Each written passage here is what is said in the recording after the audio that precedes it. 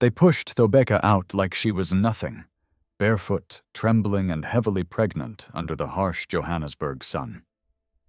Her suitcase hit the ground before she did. Inside the mansion, laughter echoed behind closing doors. Naledi stood at the entrance, smiling coldly, while Sibusiso remained on the phone, refusing to look at his wife. No one moved to help her. No one spoke her name.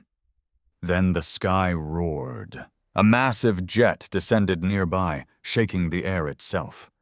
The gates froze open as 5 men stepped down, silent, powerful, and furious. And suddenly, everything changed. Where are you watching from right now, and what time is it there? If this story pulls you in, don't forget to subscribe and be part of this journey. Johannesburg was a city that never truly slept. Even in its quietest hours, there was always a hum of traffic in the distance, of people chasing survival of dreams, rising and falling under the same restless sky. It was in this city full of contrast and contradiction that Thobeka had built her life. Long before she ever stepped into a mansion before silk dresses and polished floors, Thobeka was simply a daughter. The only girl among 6 children in a modest Zulu household in KwaMashu, she had grown up surrounded by the loud, protective energy of her 5 brothers, Mandla, Themba, Vusi, Kabelo, and Lunga. Their home was not rich in money, but it overflowed with something far more powerful: discipline, respect, and an unspoken rule that no one faced the world alone. Their father had been a schoolteacher, a quiet man, firm but fair, who believed that dignity was something no one could take from you unless you gave it away yourself. Their mother, a nurse, worked long hours but never returned home without warmth in her eyes and strength in her voice. Together they raised their children to stand tall, even when life bent them. And life had tried to bend them many times. There were nights when electricity disappeared without warning, and mornings when breakfast was nothing more than tea and bread. But Thobeka never complained. She learned early that hardship was not something to fear. It was something to move through. Her brothers adored her. Mandla, the eldest, carried responsibility like it was part of his skin. He rarely laughed, but when he did, it was deep and real. Themba was the opposite, quick to speak, quick to defend, and always the first to stand between Thobeka and anything that threatened her peace. Vusi was observant, always watching, always thinking. Kabelo was quiet, strength the kind that didn't need to announce itself. And Lunga, the youngest, followed Thobeka everywhere, as a child convinced she could do no wrong. To them, she wasn't just their sister. She was something to protect. As Thobeka grew older, her calm nature set her apart. She wasn't loud or attention-seeking. She listened more than she spoke. When others reacted, she reflected. There was a steadiness in her that people trusted even when they didn't fully understand it. That steadiness carried her through university in Durban, where she studied business administration. She worked part-time, saved every rand she could, and never forgot where she came from. Even when life began to open doors for her, she kept one foot grounded in the values she was raised with. It was during her final year that she met Sibusiso Dlamini. He didn't arrive like a storm. He didn't need to. Sibusiso walked into rooms the way people who are used to power do, quiet, controlled, aware of the effect they have without needing to prove it. At the time, he was already making a name for himself in logistics and mining his company expanding faster than most expected. But what caught Thobeka's attention wasn't his wealth. It was how he listened. Their first conversation had been simple. A networking event. Too many people talking, too many eyes trying to impress. But when Thobeka spoke, Sibusiso didn't interrupt. He didn't rush her. He didn't try to outshine her. He just listened. That to her felt rare, and to him she felt different. She wasn't drawn to his status. She didn't lean into his influence. She didn't try to position herself in his world. If anything, she seemed grounded in a way that made his world feel less heavy. They began seeing each other slowly. There were no grand gestures in the beginning, No headlines, no luxury displays, just conversations. Long walks, quiet dinners, where they spoke about family ambition and the kind of life they wanted to build.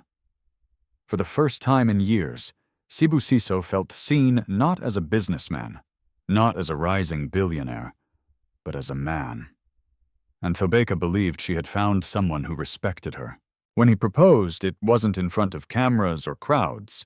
It was private, thoughtful. Just the two of them standing under a wide South African sky as the sun dipped low. She said yes without hesitation.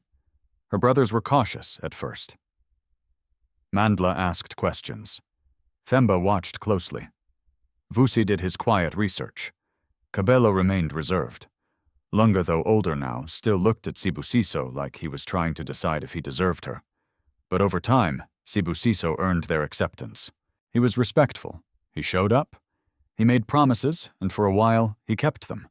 The wedding was elegant, but not excessive, a blend of tradition and modern life. Thobeka wore her heritage with pride, refusing to lose herself in a world that often demanded it. For a time, she was happy. The mansion in Johannesburg was everything people would expect: wide spaces, polished marble floors, staff moving quietly in the background. But Thobeka never let it define her. She greeted workers by name. She treated everyone with the same quiet respect she was raised with. And Sibusiso noticed. In those early months he came home. He laughed more. He rested more. He seemed lighter. But success does not always come alone. As his company expanded, so did the pressure. Meetings stretched longer, calls came later, travel became constant, and slowly, almost invisibly, something began to shift. At first it was small: a missed dinner, a delayed response, a tired smile that didn't quite reach his eyes. Thobeka told herself it was temporary, that this was what building something great required, that love could wait a little while, but time has a way of revealing what patience tries to hide. Weeks turned into months. The house grew quieter. Sibusiso was physically present less often, and when he was there, his mind seemed elsewhere. Conversations became shorter. Silence filled spaces that used to feel warm. And then came the excuses. Just business. You wouldn't understand. It's temporary. But something in Thobeka's spirit began to tighten. Not fear, not yet. Just a quiet awareness that something was changing. And she was not part of that change. She didn't confront him immediately. That wasn't who she was. Instead, she watched. She listened. She waited. Because Thobeka had been raised to understand something many people learn too late. The truth does not always announce itself loudly. Sometimes, it reveals itself in silence.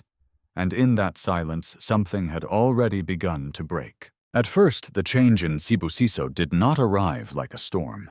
It came like a slow, creeping shadow so quiet that even Thobeka, with all her instinct and awareness, struggled to name it. She felt it before she understood it, a subtle shift in energy, a hesitation in his voice, a distance that could not be explained by business alone. Johannesburg remained as alive as ever outside their gates. Cars rushing, deals closing, lives unfolding, but inside the mansion something fragile had begun to crack. Sibusiso no longer came home at predictable hours. Sometimes he returned long after midnight, his footsteps careful, almost deliberate, as if he hoped not to be heard. Other nights he didn't return at all. When Thobeka asked, he would offer answers that sounded complete, but felt empty. Meetings ran late. I stayed closer to the office. It's just a busy season.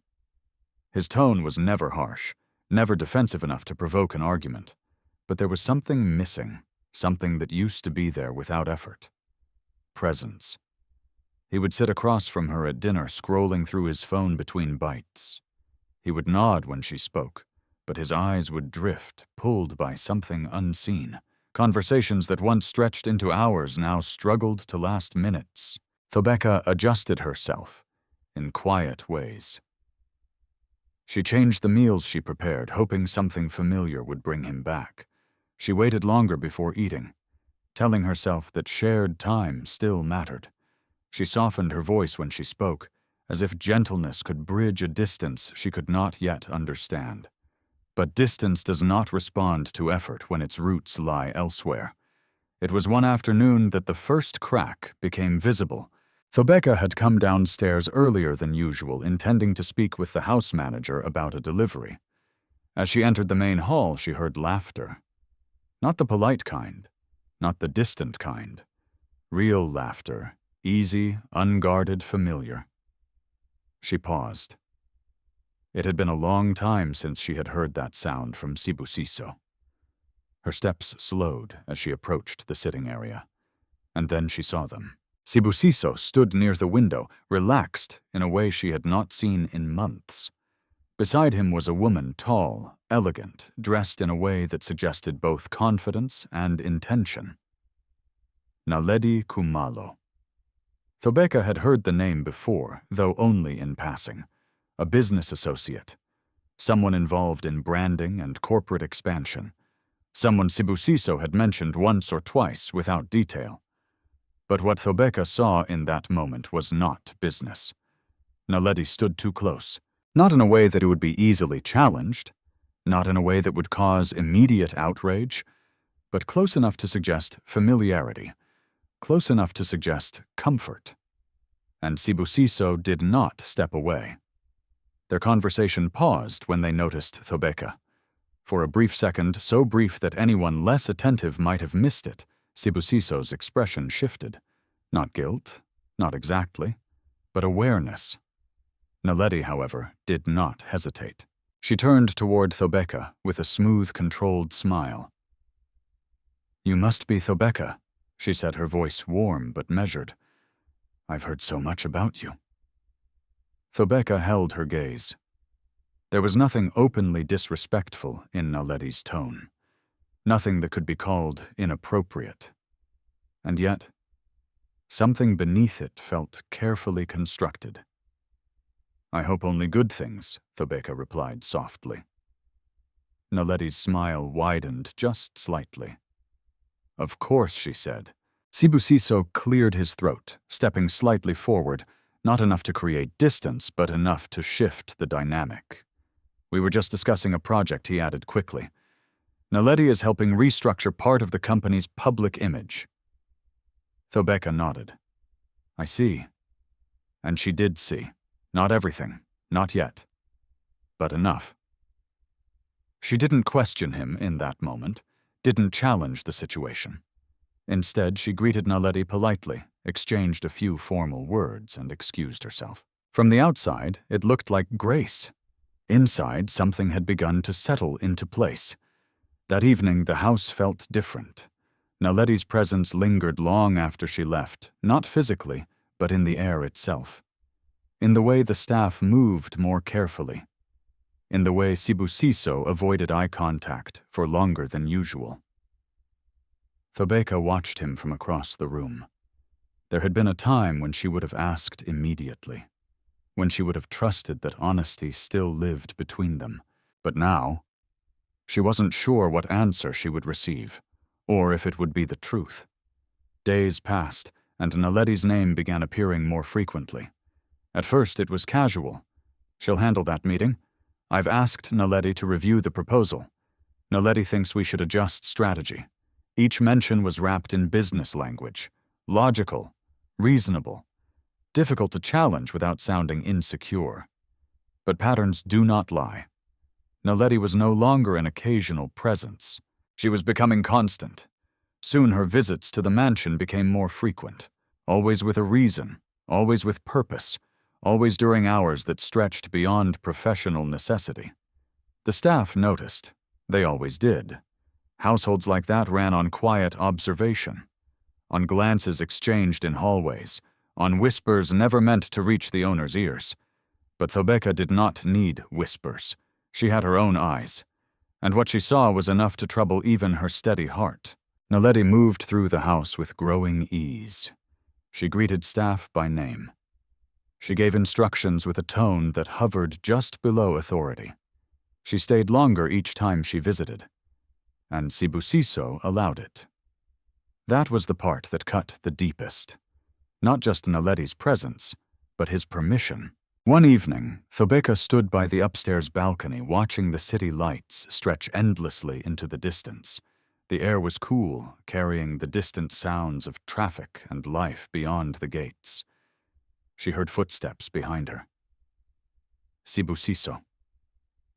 For a moment, she hoped that he had come to speak, to explain, to restore something that still felt within reach, but when he spoke, his words were careful, measured.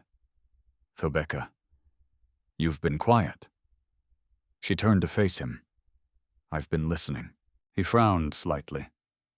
To what she held his gaze, to what isn't being said. Silence followed. Heavy, unavoidable. For the first time, something real passed between them. Not anger, not accusation, but a shared awareness that things were no longer as they once were. Sibusiso looked away first. It's just work, he said again, though this time the words lacked strength. Thobeka did not respond immediately, because she understood something deeply, something her father had once told her as a child. When a person repeats the same explanation too often, it is not because the truth needs reinforcing. It is because something else is trying to stay hidden. And in that moment, standing beneath the wide Johannesburg sky, Thobeka realized something she had been avoiding for weeks. This was no longer just distance. It was the beginning of betrayal, and somewhere in that quiet, invisible shift, her world had already started to move in a direction she could no longer control. The morning Thobeka found out she was pregnant, the world felt softer. It was not a dramatic moment. No sudden music, no overwhelming rush of tears. Just a quiet confirmation inside a small clinic room where the doctor's gentle smile carried more weight than words ever could. You're going to be a mother, the doctor said. For a moment, Thobeka did not speak. She simply sat there, hands resting on her lap, absorbing the reality of what her life had just become. Outside, the sounds of the city moved as usual, cars passing, people talking, life continuing. But inside her, something new had begun. A life, a future, a possibility she had not dared to hold too tightly until that moment. As she stepped out of the clinic, she placed a hand lightly against her stomach. It was still early. Nothing visible had changed. But she felt it. A quiet presence. A reason to hope. For the first time in weeks, her thoughts turned toward Sibusiso. Not with doubt, not with hesitation, but with a fragile sense of belief. This could bring him back. This could remind him of who they were before the silence, before the distance, before Naledi became a shadow in their lives. That evening, she prepared his favorite meal, not out of desperation, but out of intention. She wanted the moment to feel right, familiar, grounded in something real, something that belonged to them before everything started slipping away. The house was calm. The staff moved with their usual quiet efficiency. There was no sign of Naledi. For once, the space felt like hers again. Sibusiso arrived just after sunset. He looked tired, his shoulders slightly tense. His tie loosened as though the day had demanded more from him than he had expected. But when he stepped into the dining room and saw the table set, something in his expression softened. You cooked, he asked. Thobeka nodded gently. I wanted us to sit together. For a brief moment it worked. They sat across from each other, sharing a meal that carried memories of better days. There were pauses, yes, but not the heavy kind. Not the kind filled with absence, just quiet. And sometimes quiet could be enough. Halfway through the meal, Thobeka placed her fork down. She took a breath. I went to the clinic today, she said. Sibusiso looked up, alert now. Are you okay? There was concern in his voice. Real concern. It flickered there, reminding her of the man she had once known so clearly. "I'm fine," she said softly. Another breath. Then she said it. "I'm pregnant." The words settled into the space between them. For a second, just one time seemed to pause. Sibusiso stared at her, his expression unreadable. Thobeka waited. She did not rush the moment. She allowed it to exist, hoping it would grow into something warm, something joyful, something that would reconnect them. But what came instead was something else. "That's unexpected," he said. Unexpected. The word did not break her, but it did something quieter, something more lasting. It shifted her. Sibusiso leaned back slightly, running a hand over his face. "I mean, it's good," he added quickly. "Of course it's good. There's a lot happening right now. The company is expanding. There are deals we haven't closed yet. This is a big responsibility." Thobeka listened. She did not interrupt. She did not react. Because what she heard was not what he said. It was what he did not say. He did not smile. He did not reach for her hand. He did not ask how she felt. He did not say, "I'm happy." Instead, he spoke about timing, about pressure, about responsibility, as though the life growing inside her was something to manage, not something to celebrate. "I understand," she said quietly, and she meant it. Not because she agreed, but because she understood something about Sibusiso that perhaps even he did not fully understand himself. He was overwhelmed, not just by work, but by the weight of expectations, success, and choices he had been avoiding for too long. Still, understanding did not erase the disappointment. Later that night, Thobeka lay awake, her hand resting over her stomach. The room was dark. Sibusiso had already fallen asleep beside her, his breathing steady as if nothing had changed. But everything had. She had imagined this moment differently. She had imagined joy, connection, relief. Instead, she felt alone. Not physically, but emotionally. And loneliness inside a shared space is a different kind of pain. Days passed and Thobeka adjusted. She attended her checkups. She took care of herself. She moved more slowly, more carefully. But something inside her had shifted from hope to quiet observation. She no longer expected immediate change. She watched instead. And what she saw troubled her more with each passing day. Naletti's presence did not decrease. It increased. She began appearing at the house even when there were no clear meetings scheduled. Sometimes she arrived in the afternoon. Sometimes she stayed into the evening. Always with purpose. Always with confidence. And now something else had changed. She no longer behaved like a guest. One afternoon, Thobeka walked into the living room to find Naletti seated comfortably, reviewing documents spread across the table. A member of staff stood nearby waiting for instructions. Naletti did not stand when Thobeka entered. She simply looked up, smiled lightly, and gestured towards the papers. "We're restructuring part of the company's communications," she said. "Sibusiso asked me to handle things from here. It's easier than going back and forth between offices. From here." The words settled heavily. Thobeka nodded slowly. "I see." Naletti's gaze lingered for a moment longer than necessary. Not confrontational, not openly disrespectful, but deliberate. It was the kind of look that said more than words ever could. That evening, Thobeka noticed something else, a shift in the staff. They still respected her, they still greeted her, but there was hesitation now, uncertainty, as though they were trying to understand where authority truly lay. And that realization cut deeper than any words Naletti could have spoken. Because power in a home is not always declared. Sometimes it is felt. One night, as Thobeka stood by the window watching the city lights flicker in the distance, she placed both hands over her stomach. "This child will know peace," she whispered softly, not as a wish, but as a decision, because whatever was happening around her, Whatever was changing, whatever was breaking, she would not allow it to define the life growing inside her. Even if she had to stand alone, even if the man beside her no longer stood with her. Thobeka closed her eyes briefly, steadying herself. Because deep down she knew something now, with absolute clarity. This pregnancy would not save her marriage, and whatever came next, she would have to face it with strength she had not yet fully used. By the time the second trimester began, the mansion no longer felt like a home.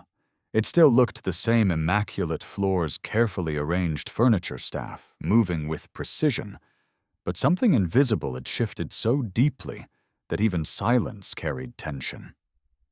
Thobeka could feel it in the way doors closed more quietly, in the way conversations stopped when she entered a room, in the way eyes avoided lingering too long on hers. The change was no longer subtle. It had settled. Naledi Kumalo no longer arrived as a visitor. She moved like someone who belonged. At first it had been small things, a suggestion here, a decision there, but gradually those suggestions turned into instructions. Instructions turned into expectations, and expectations became authority. One morning, Thobeka walked into the kitchen earlier than usual. The staff were already at work preparing breakfast.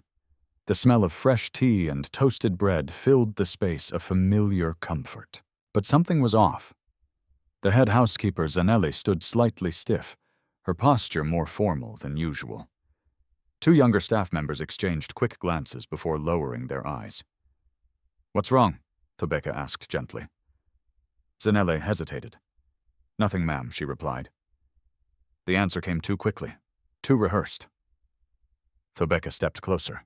"Zanelli," she said softly. "Talk to me," he said softly. "Talk to." The older woman's eyes flickered toward the doorway before returning to Thobeka. It was a small movement, but it said everything. "She asked us to change the meal plan," Zanelli said quietly. "She said the house should follow a new routine. She, not even a name. But Thobeka didn't need one." "And Sibusiso approved this?" Thobeka asked. Zanelli lowered her gaze. "He didn't say no." That was the answer. Not approval, not rejection. Just absence. Thobeka nodded, slowly, absorbing the words without reaction. "Continue with your work," she said gently. She did not raise her voice. She did not confront anyone. But as she walked out of the kitchen, something inside her tightened, not with anger, but with clarity. Because this was no longer about presence. It was about replacement. Later that afternoon, Naledi arrived. She did not knock. She did not wait. She walked in, as if the house responded to her, as if the walls themselves had begun to recognize her authority. Thobeka watched from the sitting room as Naledi removed her sunglasses, handing them casually to a nearby staff member. "Is Sibusiso home?" Naledi asked. "No, ma'am," the staff member replied. Naledi nodded as though she expected that answer. "I'll wait." She turned and walked toward the main seating area, stopping only when she noticed Thobeka. For a brief moment, they simply looked at each other. Two women, two realities, one house. Naledi smiled first. "You're looking well," she said, her eyes briefly dropping to Thobeka's stomach. "Pregnancy suits you?" The words sounded kind, but the tone beneath them was something else entirely.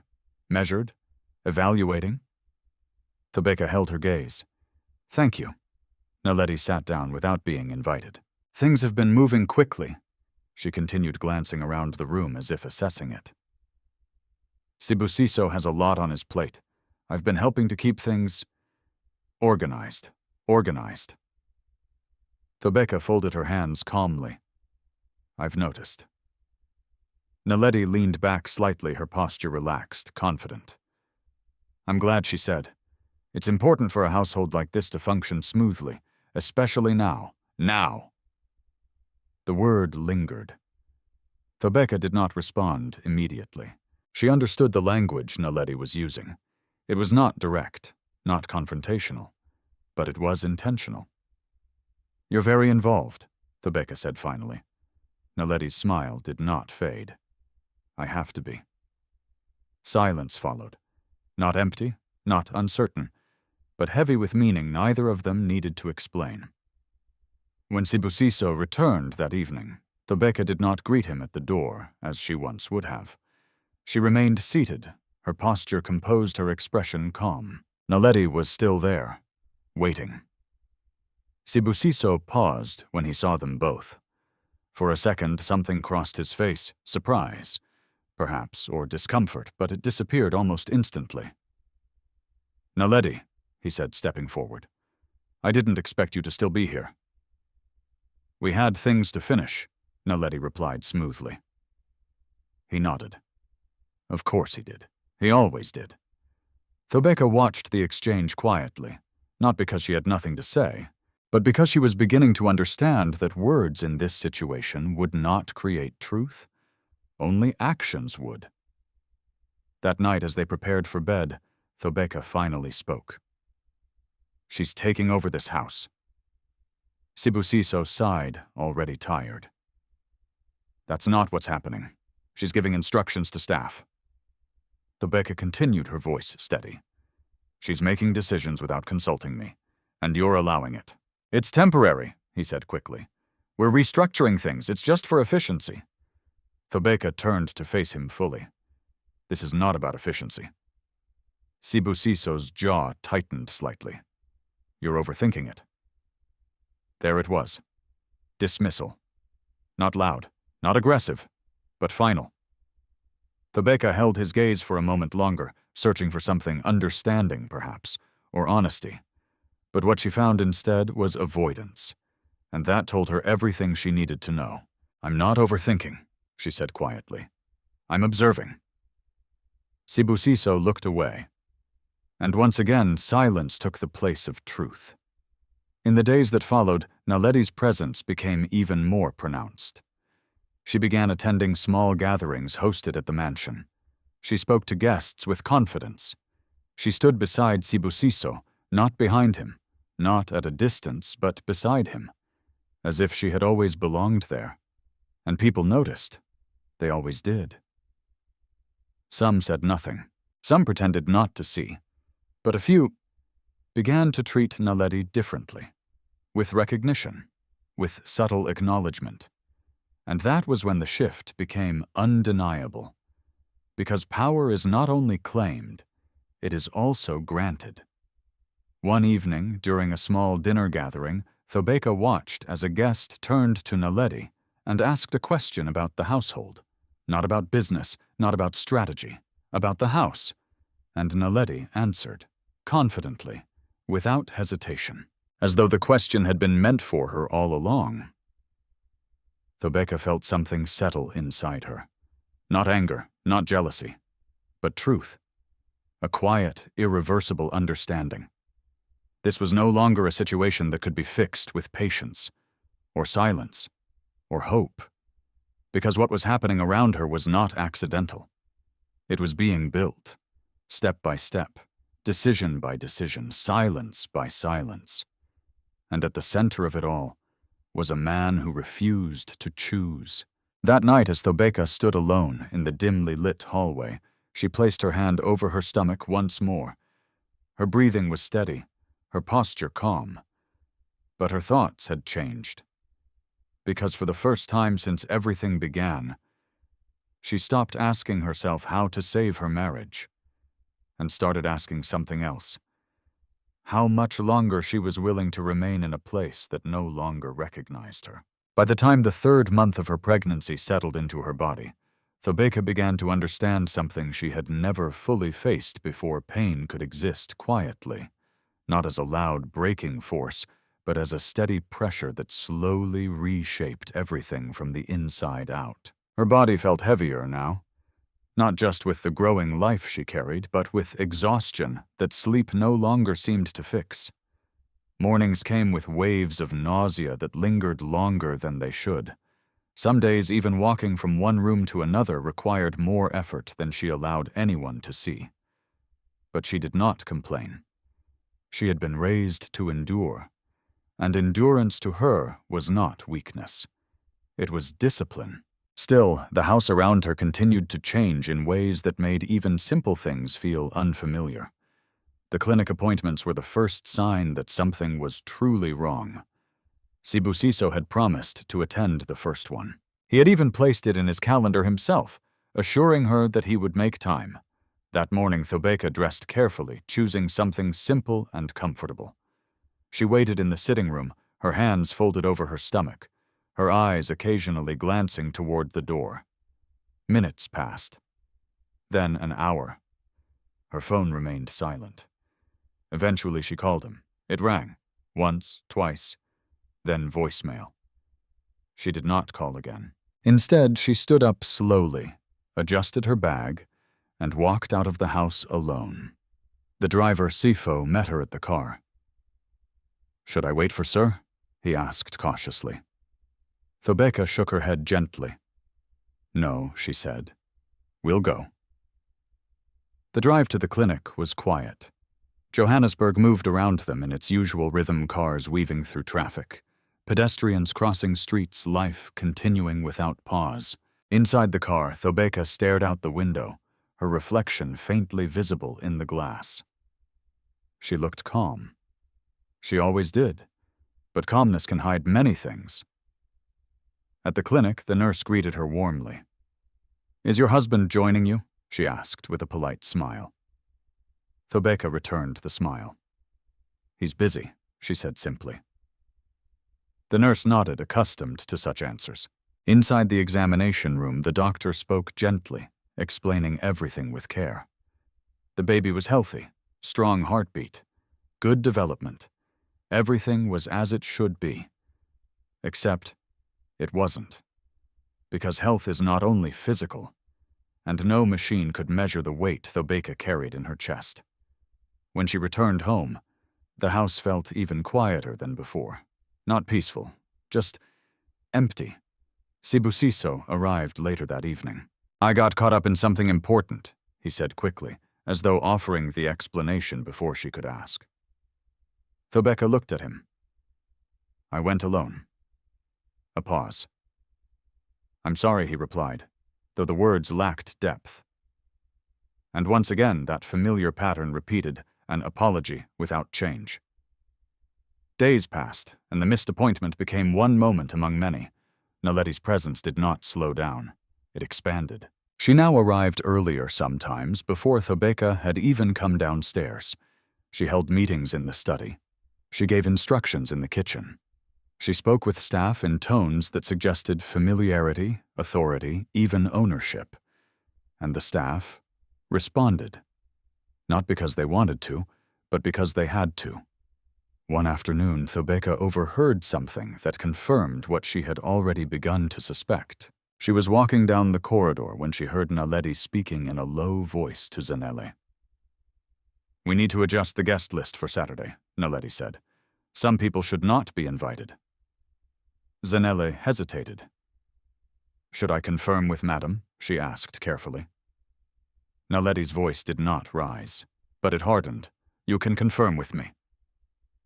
There was no anger in the tone, no shouting, just certainty. And certainty in that moment was more powerful than volume. Thobeka did not enter the room. She did not interrupt.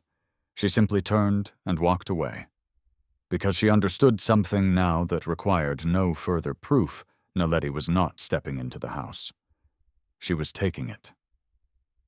Physically, Thobeka began to feel the strain more deeply. One evening, while walking down the stairs, a sudden wave of dizziness hit her. The room blurred for a moment, the edges of her vision darkening slightly. She stopped, gripping the railing. "Breathe. Just breathe." A young staff member noticed her and rushed forward. "Ma'am, are you okay?" Thobeka nodded, though her body had not yet caught up with her answer. "I'm fine," she said softly. But she wasn't. And for the first time, someone else saw it. Later that night, the same staff member approached Zanelli in concern. "She doesn't look well," she whispered. Zanelli sighed quietly. "I know."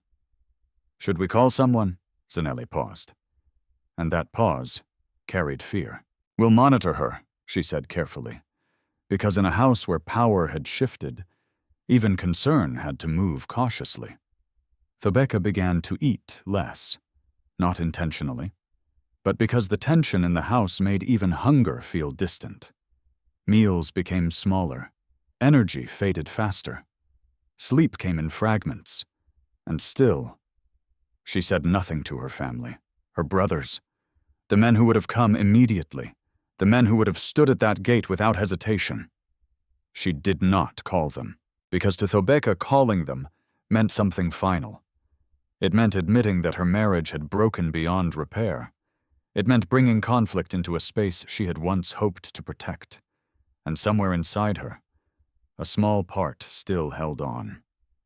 Not to Sibusiso as he was now, but to the man he used to be. But hope when left unattended can become dangerous. One night, as Thobeka lay in bed, her body aching, her hand resting over her stomach, she felt something shift. Not physically, but emotionally. A realization. Slow, clear, unavoidable.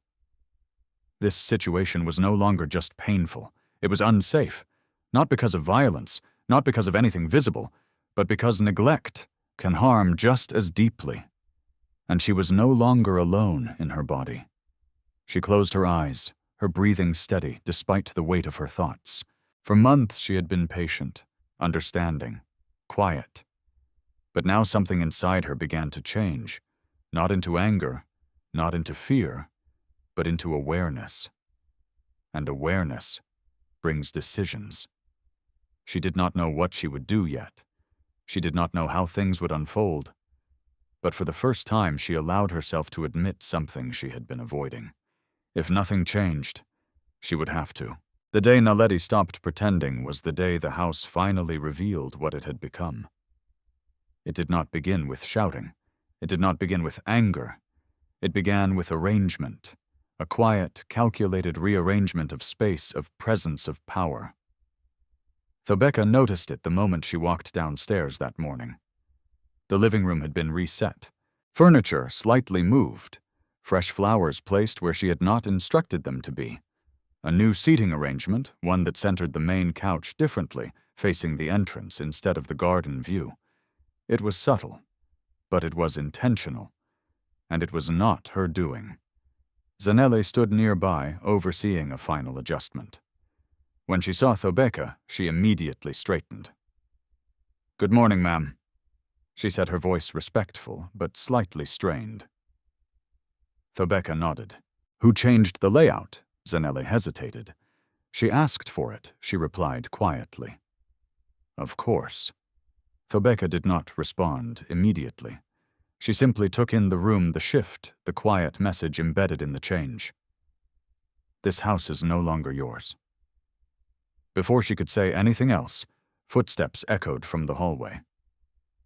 Naledi. She entered the space as though the room had been prepared for her arrival, and perhaps it had. She wore a fitted cream dress, her posture straight, her expression composed. There was no hesitation in her movement, no glance of uncertainty. She belonged. Or at least, she believed she did. "Ah," Naledi said lightly, noticing Thobeka. "You're up early today." Thobeka turned toward her. "I live here," she replied calmly. Naledi smiled. "Yes," she said, as if acknowledging something temporary. The air shifted instantly. There was no staff movement now, no quiet clatter from the kitchen. Even the house itself seemed to hold its breath. Naledi walked further into the room, her heels clicking softly against the polished floor. She stopped near the center, near the new center, and glanced around as if evaluating the changes. "It feels more balanced," she said. "The previous layout was limiting." Thobeka watched her. "You made that decision?" Naledi tilted her head slightly. Someone had to. The words landed clean. No disguise, no politeness layered over intention. Just truth. And with that truth came something new, declaration. Thobeka stepped forward slowly. You are a guest in this house, she said, her voice still calm, still controlled. You do not make decisions here. Naledi did not react immediately. Instead, she studied Thobeka for a moment, really studied her this time. Her posture, her stillness, the quiet strength that had not broken despite everything. Then Naledi spoke. That depends, she said softly. On what? She didn't need to finish the sentence, because the answer stood behind her. In every silence Sibusiso had chosen, in every moment he had looked away, in every decision he had refused to make. Power does not always come from force. Sometimes it comes from absence. Thobeka felt it then, not as fear, but as clarity. This was no longer a situation hidden beneath politeness. It was exposed, fully, irreversibly. Later that afternoon, Sibusiso returned home earlier than usual. Perhaps it was coincidence. Perhaps it was timing. Or perhaps something had already begun to shift beyond what any of them fully understood. He entered the house and paused. The new arrangement caught his attention immediately. What happened here, he asked. Naledi answered before anyone else could. I made a few adjustments, she said smoothly. The space needed better flow. Sibusiso looked around. Then he nodded.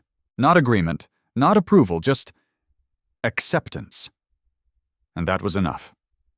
Thobeka stood across the room, watching, waiting, for something, a correction, a boundary, a recognition. But it did not come. Instead, Sibusiso turned to Naledi. Did you review the documents I sent, he asked. Business, always the safe ground where emotions could be avoided. Naledi smiled. I did, we need to talk. They moved toward the study together, side by side, leaving Thobeka standing alone in the center of a room that no longer acknowledged her. That evening, the confrontation finally came, not because Thobeka planned it, but because silence had reached its limit. She found Sibusiso in the study, seated behind his desk, reviewing files. Naledi was gone for now. The room was quiet, controlled, professional, as though nothing outside of it mattered. Thobeka stepped inside and closed the door behind her. Sibusiso looked up. Thobeka, she is taking over this house. There was no softness in her voice now, no hesitation, just truth. Sibusiso exhaled, slowly, leaning back in his chair.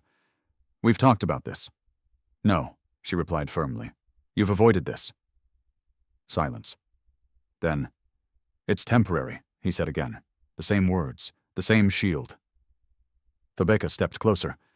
Temporary does not look like control, she said. Temporary does not sound like authority. Temporary does not remove the wife from her own home. Sibusiso's expression hardened slightly. You're making this bigger than it is. Thobeka's eyes did not leave his. I am naming it for what it is. A pause. Then something shifted in his tone. Frustration. Thobeka, I don't have time for this, he said. There are things happening right now that you don't understand. There it was again. You don't understand. The quiet dismissal. The distance disguised as protection. Thobeka absorbed the words slowly. Then she spoke. I understand that I am being replaced. The room stilled. Completely. Sibusiso's gaze flickered just for a second, and in that second, the truth appeared. Not fully, not openly, but enough. You're emotional, he said quietly. No, she replied. I'm clear. Her hand moved instinctively to her stomach, not as a shield, but as a reminder. I am carrying your child. She continued, her voice steady but deeper now. And I am standing in a house where another woman is being allowed to decide whether I belong here. Sibusiso looked away. Again. And that was the answer. Because when truth is spoken, silence becomes confirmation.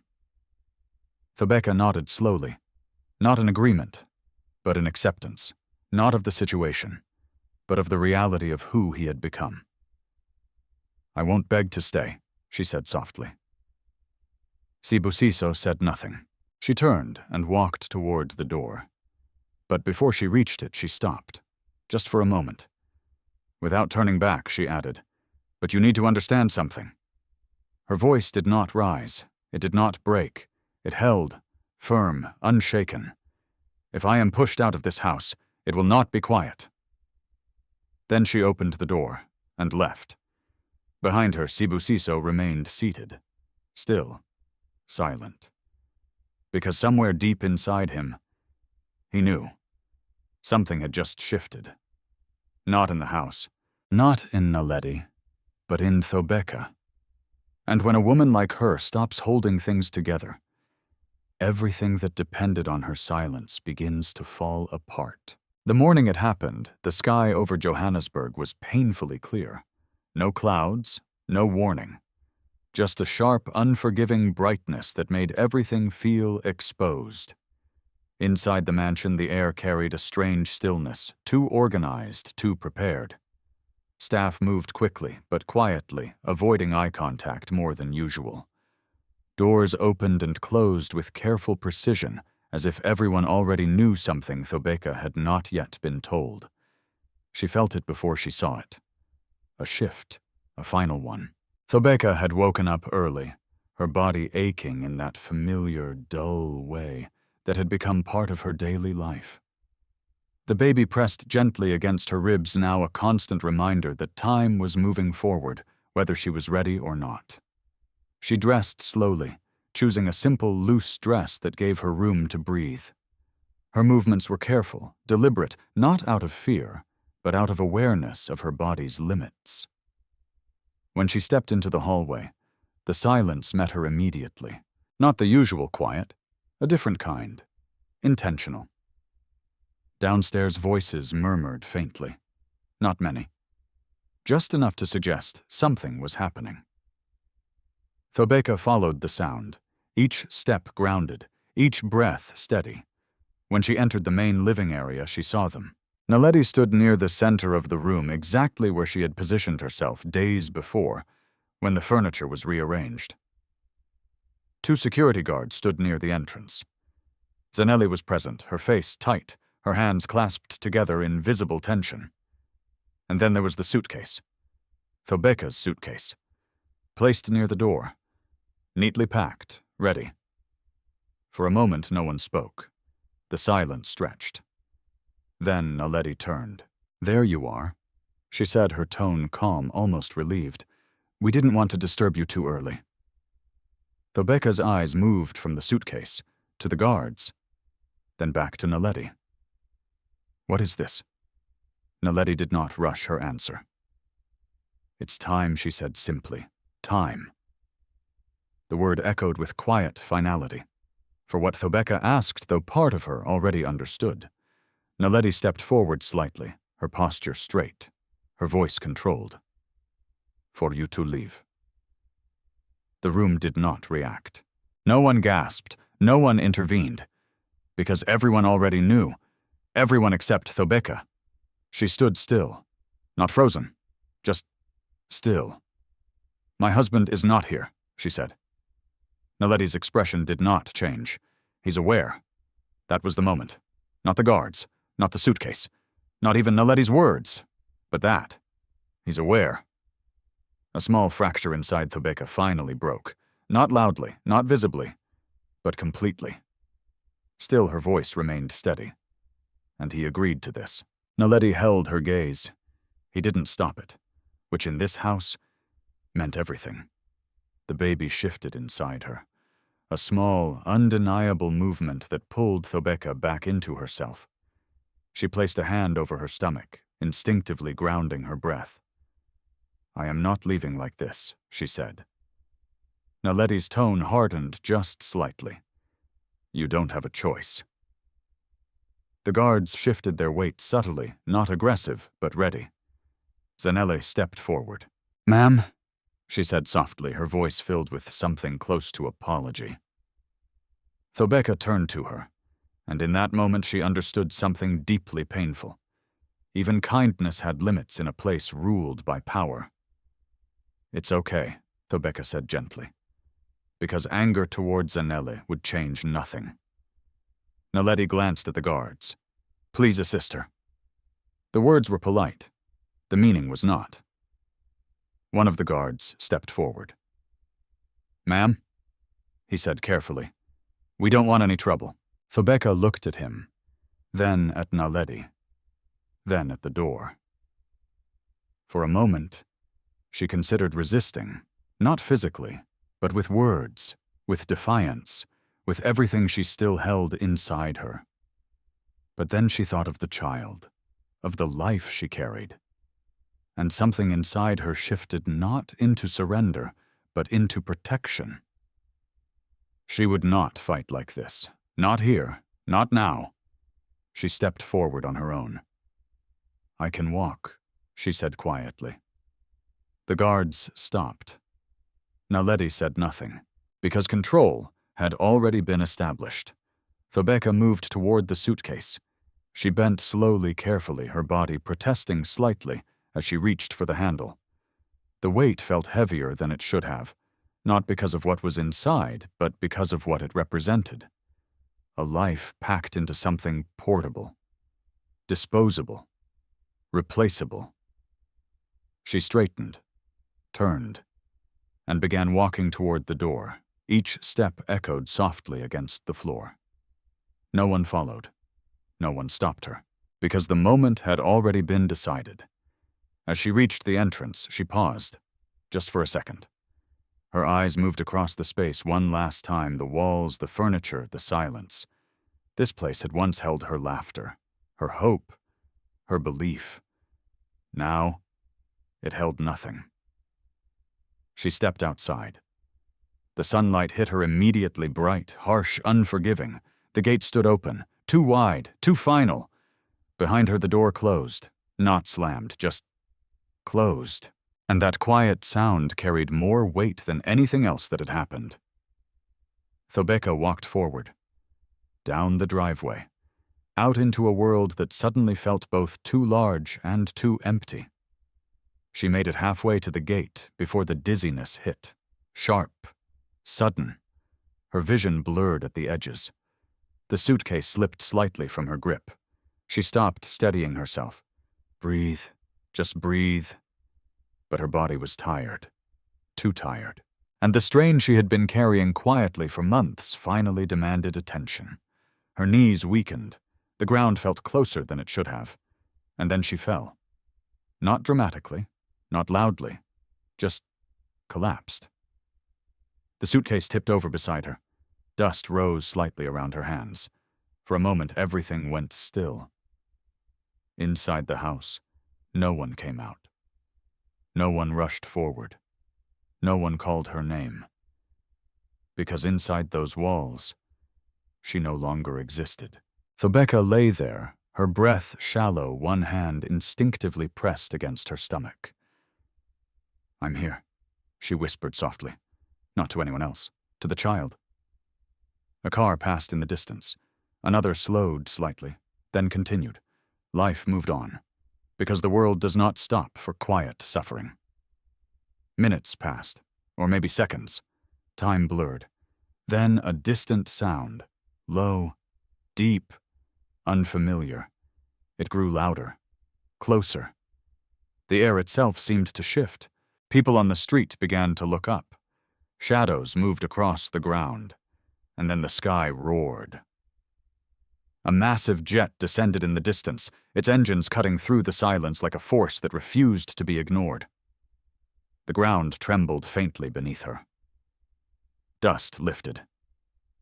The moment changed.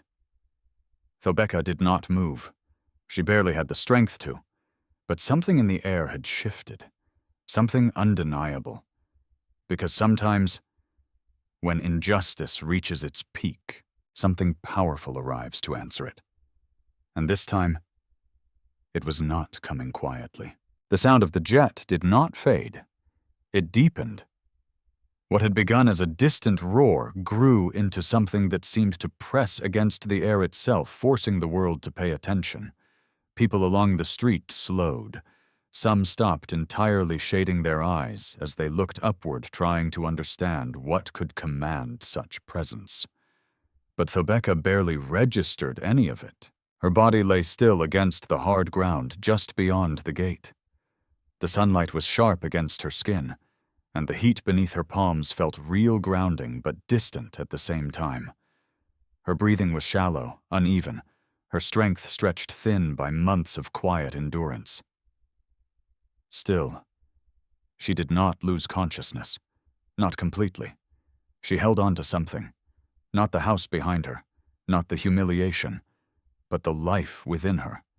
Her hand remained pressed gently against her stomach. "I'm here," she whispered again, her voice barely audible. A shadow passed over her. Not from the jet, from someone closer. Hey, can you hear me?" The voice was unfamiliar, urgent, but not panicked. Thobeka's eyes fluttered open. A man crouched beside her, mid-40s, dark skin, wearing a worn jacket and a taxi badge clipped loosely to his shirt. His face carried the kind of lines that came from years of watching life unfold from behind a steering wheel. "My name is Jabu," he said quickly. "You fell. Can you sit up?" Thobeka tried to respond, but her body resisted. The dizziness had not fully passed, and the weight in her limbs felt heavier than before. "I'm fine," she managed softly. Jabu glanced toward the gate, then back at her. "Fine people don't collapse like this," he said gently. "Let me help you."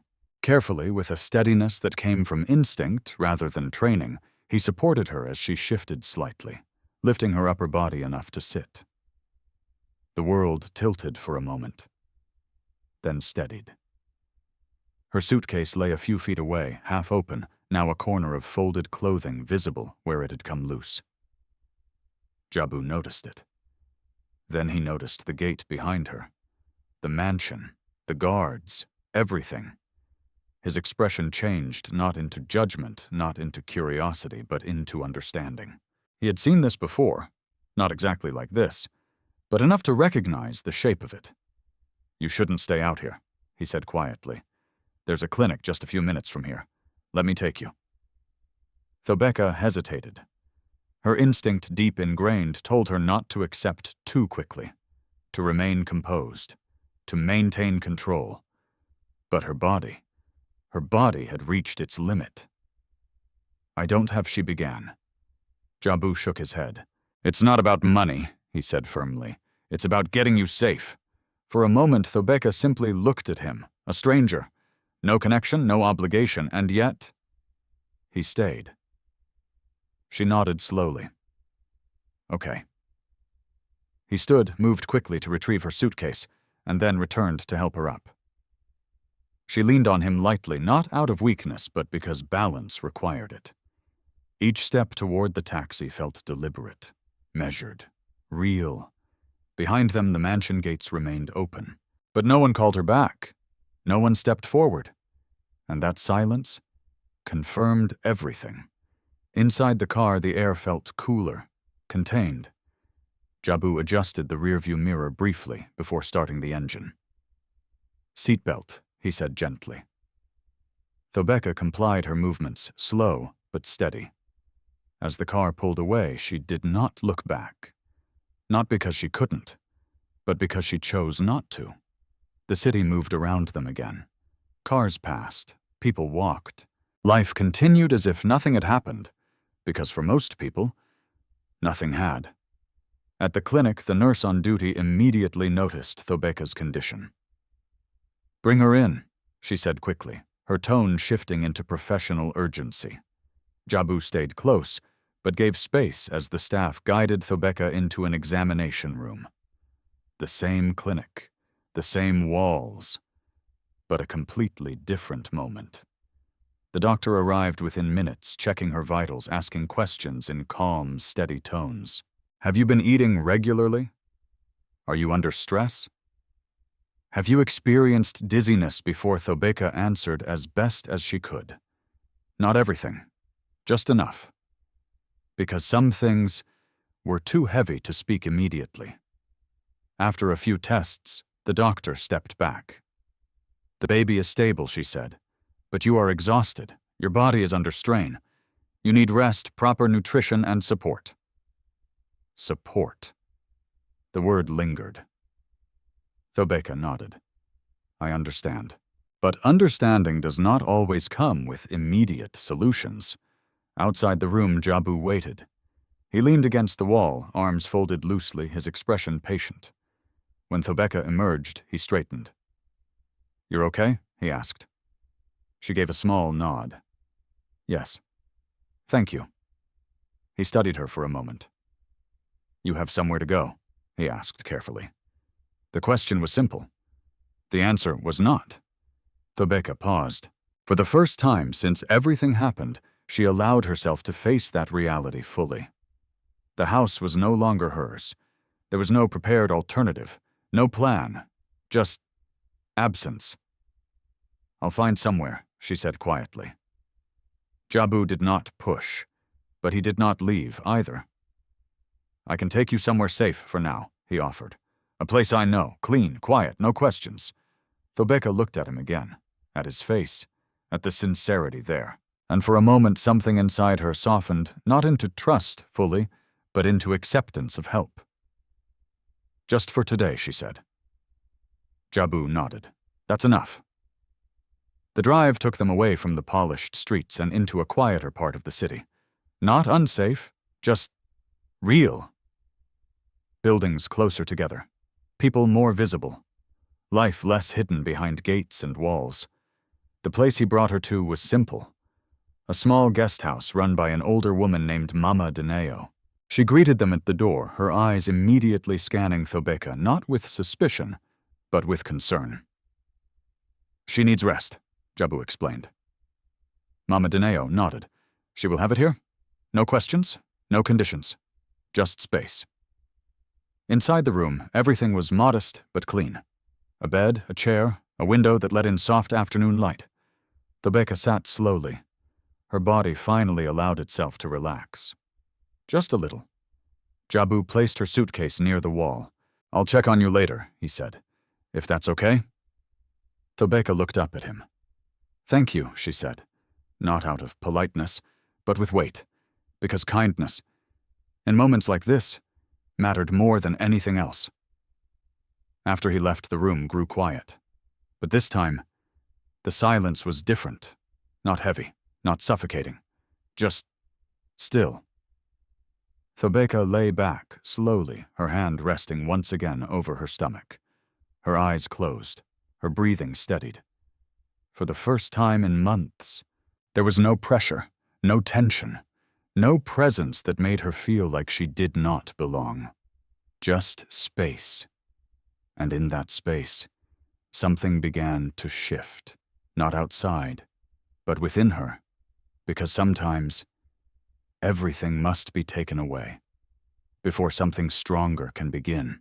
The room at Mama Dineo's guest house was small, but it held something Thobeka had not felt in a long time: safety.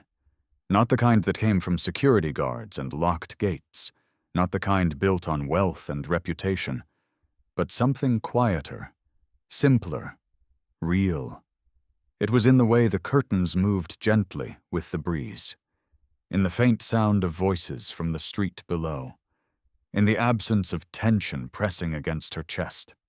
For the first time in months, Thobeka slept without waking every hour, and when she opened her eyes the next morning, she did not feel watched. She felt still. Her body, however, reminded her that rest was not a luxury, it was a necessity. The fatigue lingered through lighter now. The dizziness had not completely disappeared, but there was a difference. She was no longer enduring in silence. She was recovering. Mama Dineo knocked softly before entering, carrying a tray. "Tea," she said warmly, "and something small to eat. You need strength." Thobeka sat up, slowly. "Thank you, Mama," she said. The older woman placed the tray beside her and looked at her more closely. "You have been carrying too much alone," Mama Dineo said, not as a question, but as a quiet truth. Thobeka held her gaze for a moment. then lowered her eyes slightly. Yes. Mama Dineo nodded. No one should do that, she replied. Not in this life. The words stayed with Thobeka long after the woman left the room, because they touched something she had been avoiding. The idea that she did not have to carry everything by herself. Later that morning, Jabu returned. He knocked gently, stepping inside only after she responded. You look better, he said, offering a small smile. I feel clearer, Thobeka replied. Not stronger yet, but clearer. Jabu nodded. That's how it starts. He hesitated for a moment, then spoke again. Have you told your family? The question settled into the room with weight. Thobeka looked down at her hands. No. Jabu frowned slightly. Why not? She took a breath. Because once I tell them, everything changes. Jabu considered that. Everything already changed, he said quietly. Silence followed, not uncomfortable, just honest. Thobeka knew he was right, but knowing something and acting on it were not always the same. That afternoon she sat by the window watching the street below. Children ran past laughing. A woman carried groceries with quiet determination. A man argued loudly on his phone before breaking into sudden laughter moments later. Life. Messy, unfiltered, unhidden. And in that simple observation, Thobeka felt something shift again. Perspective. Because for months her world had been confined to polished spaces where emotions were controlled and appearances mattered more than truth. But here, truth was visible. And in that visibility, there was freedom. Her hand moved instinctively to her stomach. You deserve better, she whispered softly. Not to Sibusiso, not to the past, but to the future. And that was when the thought returned. Her brothers, Mandla, Themba, Vusi, Kabelo, Lunga, 5 men who had never once hesitated when it came to her. 5 men who would have come immediately. If they had known, she closed her eyes briefly. Memories surfaced. Mandla standing between her and a schoolyard bully without saying a word. Themba shouting at anyone who dared to disrespect her. Vusi quietly solving problems before they became visible. Kabelo fixing things without being asked. Lunga following her everywhere, as a child convinced she was the center of his world. They had always been there. Always. And she had chosen not to call them, not because they wouldn't come, but because she had wanted to protect something that no longer existed. Her marriage, that realization settled deeply, and with it came a decision, slow, steady, unavoidable. She reached for her phone. Her fingers hesitated over the contact list. Mandla, the eldest. The one who would understand without needing explanation. The one who would not panic but act. She pressed the call button. The phone rang once, twice. Then Thobeka, his voice. Strong, grounded, immediate. She swallowed. Mandla. A pause. Not long, but enough. Something is wrong, he said. Not a question, a statement. Because he knew her. Even through silence, even through distance. Tears filled her eyes, not from weakness, but from the release of holding everything inside for too long. I need you, she said. That was all. No long explanation, no details, just truth. On the other end, Mandla did not ask for clarification. Where are you? He asked. She gave him the address. I'm coming, he said. The call ended. And in that moment, something shifted beyond her. Far beyond the small room she sat in, across cities, across borders, across lives that had been moving in different directions. 5 brothers, 1 call. That was all it took. Elsewhere, far from Johannesburg, Mandla stood still for a moment after the call ended. Then he moved. No hesitation. No delay. He picked up his phone again. Themba answered first. What's wrong? Themba asked immediately. It's Thobeka, Mandla said. That was enough. No explanation needed. Within minutes, Vusi Cabello and Lunga were on the line, voices overlapping, questions rising, anger building. What happened? Where is she? Why didn't she call sooner? Mandla let them speak. Then he said one sentence. She needs us. Silence followed. Not confusion, not hesitation, just alignment. Because in their world, that sentence carried everything. I'm booking a flight, Vusi said. Make it immediate, Cabello added. I'm already packing, Lunga said. Themba's voice came last. Low, controlled. I'll handle anything else that needs handling. Mandla nodded, though they could not see him. Johannesburg, he said. We meet there. The call ended. And just like that, 5 separate lives became one purpose. Back in the guest house, Thobeka sat quietly, her phone still in her hand. Her breathing had changed, not lighter, but steadier, because she was no longer alone, not truly. And sometimes, that is the first step toward everything that comes next. By nightfall, the air around Mama Dineo's guest house felt different. Nothing visible had changed. The same streetlights flickered outside. The same distant sounds of traffic drifted through the cracked window. The same kettle hissed faintly somewhere down the hall. But for Thobeka, the atmosphere had shifted in a way she could feel deep in her body. Help was coming. Not imagined help, not promises wrapped in delay, not a husband saying I'll fix it while doing nothing. Real help. Her brothers. For the first time since she had been pushed out of the mansion, her mind loosened its grip on survival long enough to think beyond the next hour. That should have brought peace, and in some ways it did. But it also opened the door to another feeling. Shame. Not the shame of what had been done to her. That was not hers to carry. But the shame of having hidden so much for so long, of letting silence grow into suffering, of knowing that when her brothers saw her, they would not just see what had happened that day.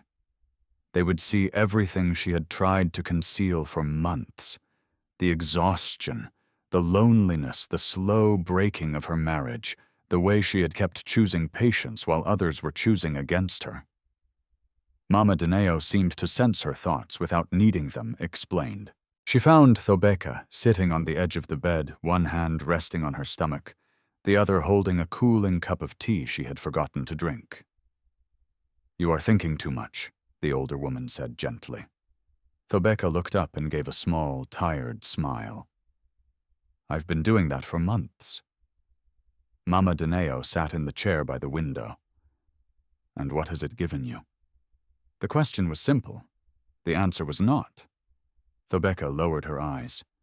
Pain, she said softly. And delay. Mama Dineo nodded once as though confirming something she already knew, then let other people carry some of it now. Thobeka said nothing, but the words settled inside her. They did not remove the weight. They simply made it feel less permanent. Not long after Jabu returned with fruit-bottled water and a small paper bag of medicine the doctor had recommended. I didn't know what brand you'd prefer, he said awkwardly, placing the items on the table, so I asked the pharmacist what was safe.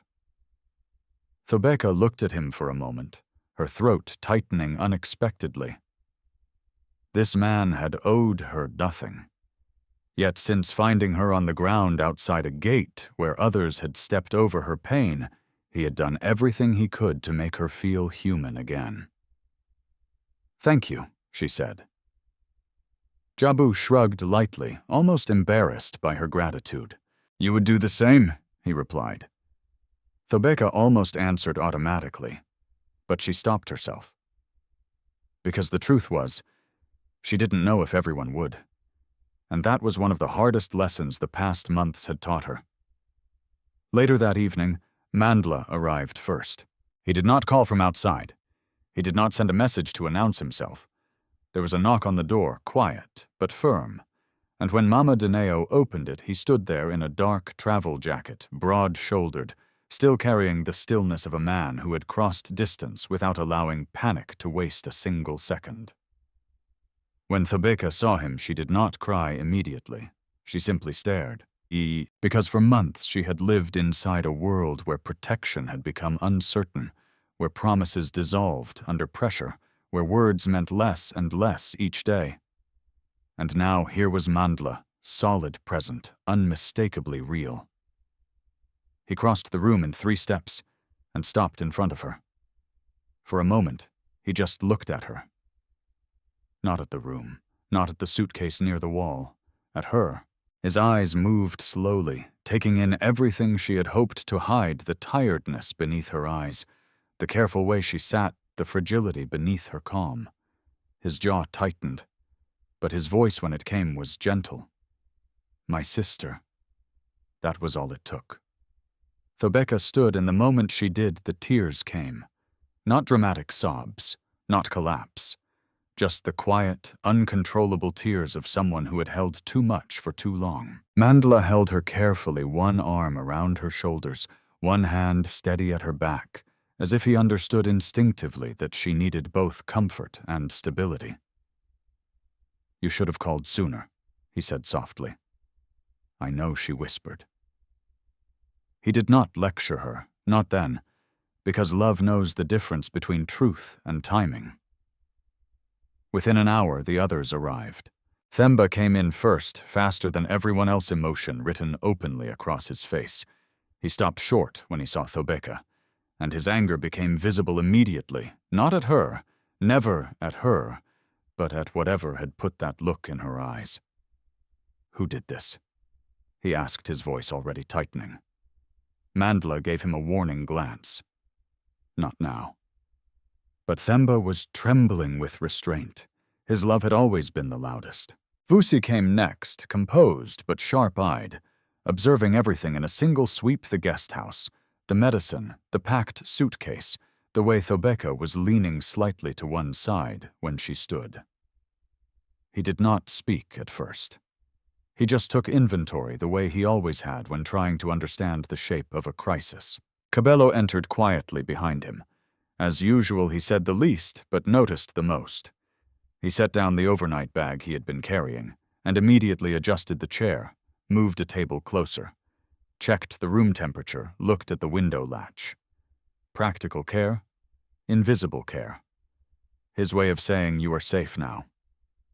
Lunga arrived last. And unlike the others, he did not even try to hide his emotions. He looked at Thobeka once, and his face fell completely. She did this alone? He asked, no one in particular, his voice thick. All this time, no one answered, because the answer was already in the room. The brothers gathered around her, and for a few moments nobody pushed for details. They asked if she had eaten, if she had pain, if the doctor had examined her properly, if the baby was stable. Their questions came not from curiosity, but from urgency. Only when Mama Dineo insisted that Thobeka lie down and rest did the conversation shift. The brothers stepped into the next room with Jabu, who gave them a concise version of what he had witnessed. She was outside the gate, he said, pregnant, collapsed, with a suitcase beside her. The guards saw her. Nobody came. Themba turned away and ran a hand over his face. Vusi's expression darkened. Cabello's silence became heavier. Lunga swore under his breath. Mandla stayed still, but his eyes changed. Not wildly, not explosively. Just enough for everyone who knew him to understand that something had moved from concern into decision. What about the husband? Vusi asked. Jabu shook his head. I didn't see him. Mandla looked at Jabu directly. You helped my sister when the people around her didn't. I won't forget that. Jabu nodded once, uncomfortable with praise, but steady enough to receive it. When they were alone, the brothers finally spoke openly. Themba started first. We should go there tonight. No, Mandla said. Why not? Themba snapped. He lets his pregnant wife get thrown out and we are supposed to wait. Because anger is loud, Mandla replied, and loud men make mistakes. The room fell quiet. Vusi stepped in, then his voice lower, more surgical. This is bigger than humiliation. If she was put out that openly, then either he has lost control of his house or he gave it away. Either way, we need to know what's behind it before we move. Cabello nodded. And if the other woman has been operating inside his business too, then this may not be just an affair. That made them all pause. Because it fit. The confidence, the access, the gradual takeover of space and staff, the timing during a vulnerable pregnancy, the willingness to act in public. This was not merely personal cruelty. It had structure. Lunga frowned. You think she's after more than him? Vusi answered without hesitation. I think she's after position, influence, assets, maybe all three. Mandla folded his arms, his mind already moving ahead.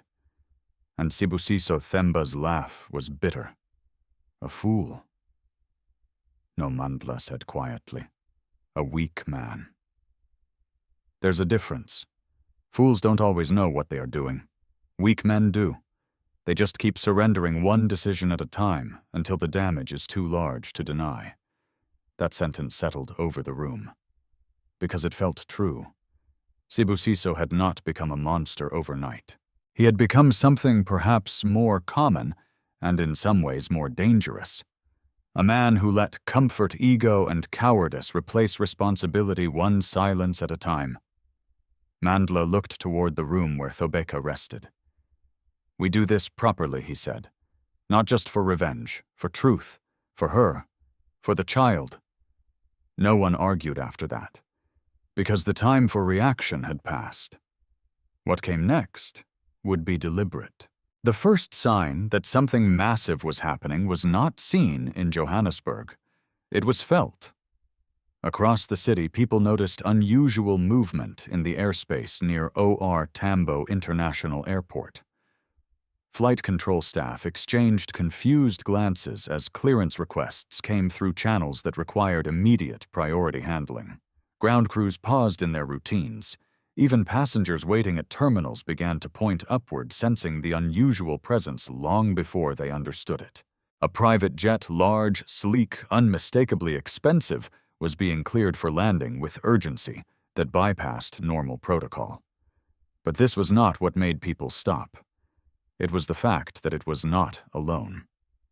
2 escort aircraft followed behind it, maintaining tight formation like a coordinated presence that suggested not luxury, but authority.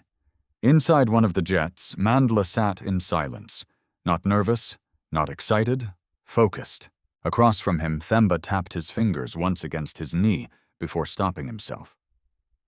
Vusi reviewed documents on a tablet. Cabello stared out the window, expression unreadable. Lunga leaned slightly forward, jaw tight, his energy barely contained. They were not tourists arriving in a foreign land. They were a system moving into position. Mandla finally spoke. No emotional decisions when we land. Themba scoffed lightly. Easy for you to say. Mandla turned to him. It's not about easy. It's about control. Silence returned. Because they all understood what uncontrolled emotion could do in a situation like this. And this was not just a family matter anymore. This was exposure. At the same time, across the city, Naledi Kumalo stood in front of a mirror inside Sibusiso's mansion, adjusting her earrings with slow satisfaction. Behind her, the house felt different now. Lighter, cleaner, more hers. Sibusiso had left early that morning for a board meeting, leaving her in charge of preparations for a small corporate gathering that evening.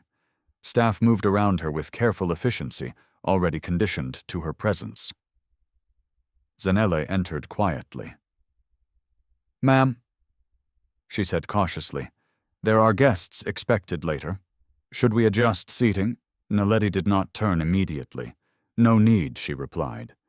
Everything is already set. Zanele hesitated. There is also the matter of Mrs. Dlamini. A small pause. Naledi finally turned. Her expression remained calm, but her eyes sharpened slightly. She is no longer an issue, she said. Zanele nodded quickly and left. Naledi smiled faintly to herself. Control, she understood, was not about force.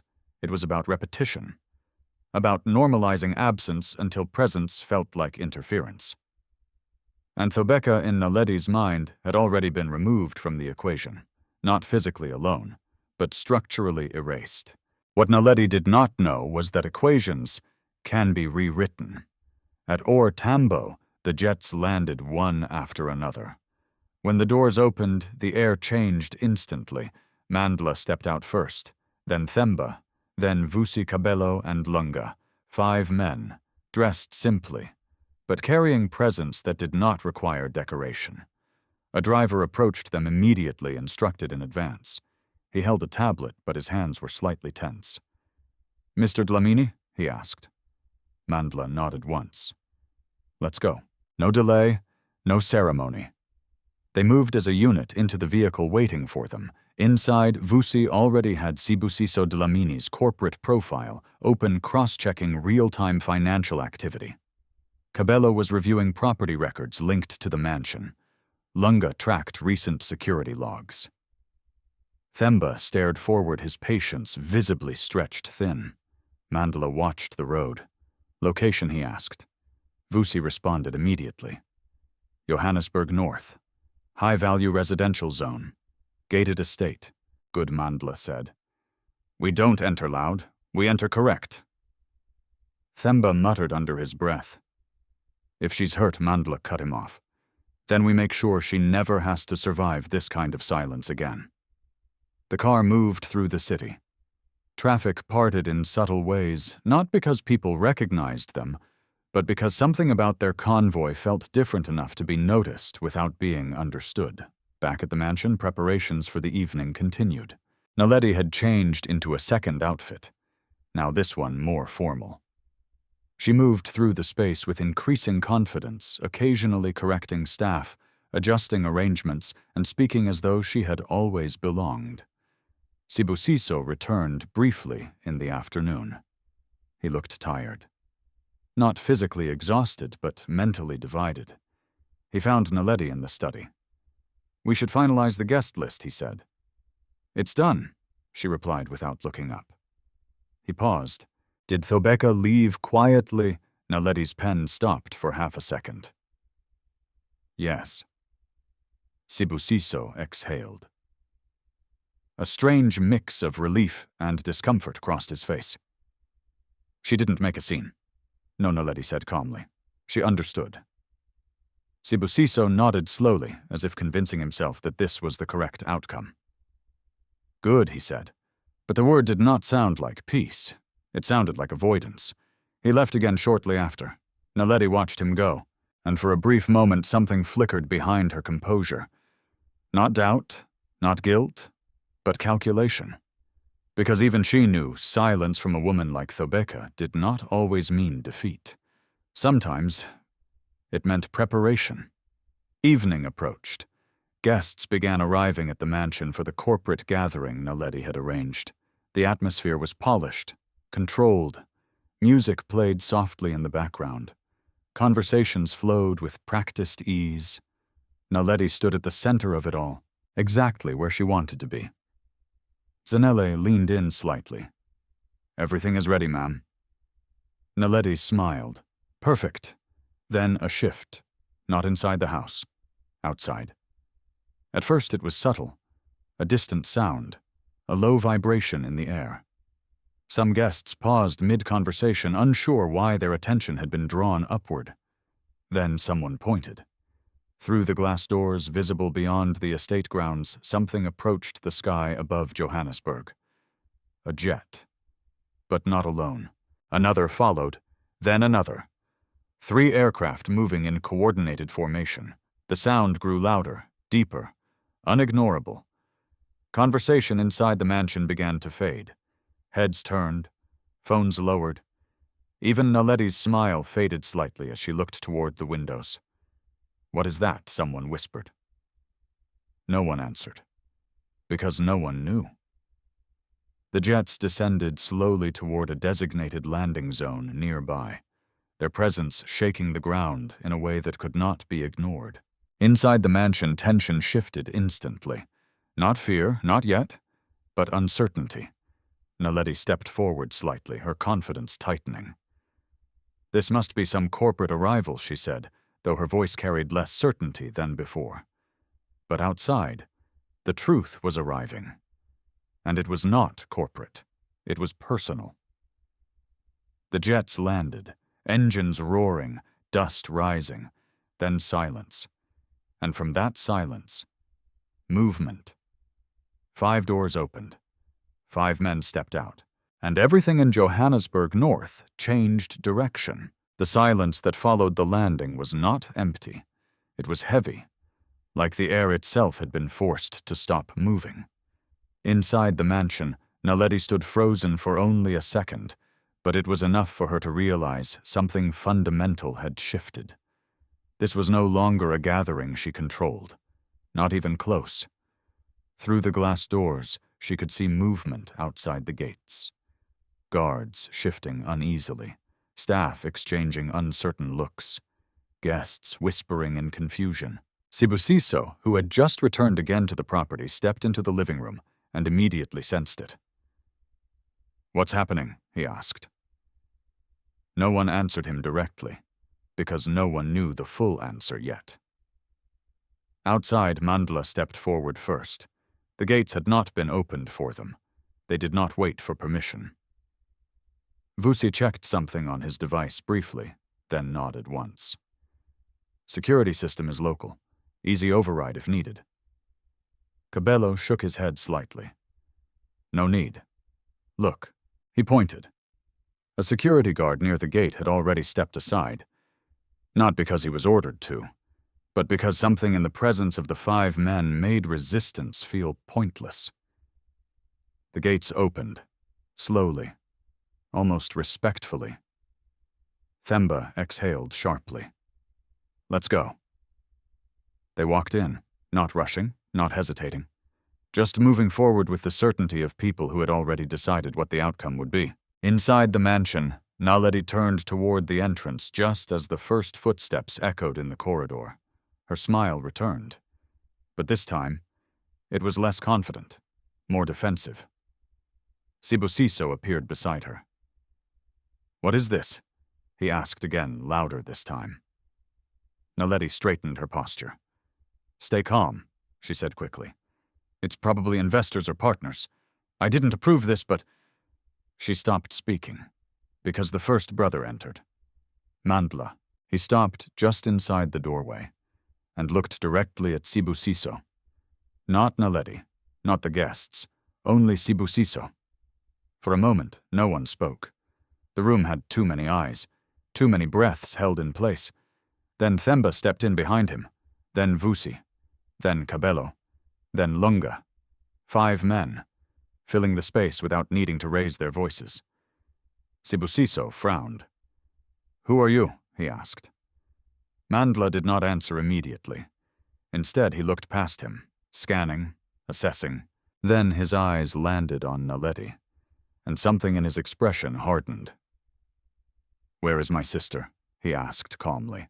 The question was not loud, but it cut through everything. Naledi blinked once. "Sister?" she repeated. Themba took 1 step forward. "Thobeka Dlamini," he said. "Where is she?" A few guests shifted uncomfortably. Sibusiso's expression changed. "Thobeka is—" he began. But Mandla interrupted him. "Don't speak about her yet." The room went still.